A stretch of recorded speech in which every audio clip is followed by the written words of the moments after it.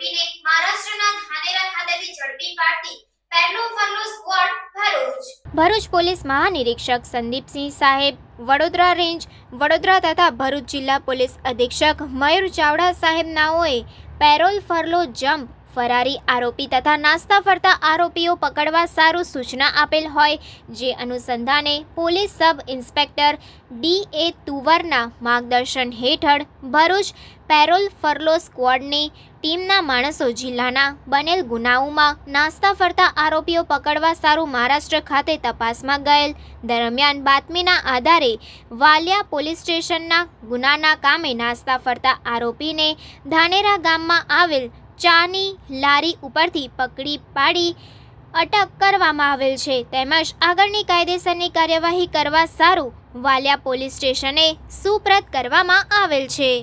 પકડાયેલ આરોપીનું નામ અલ્પેશ ઉર્ફે અપ્યો જીવનભાઈ વલવી તેમ જાણવા મળેલ છે. આરોપી સામે કાયદેસરની કાર્યવાહી હાથ ધરવામાં આવી. Reporter Ketan Mehta, crime reporters TV news, Bharuch.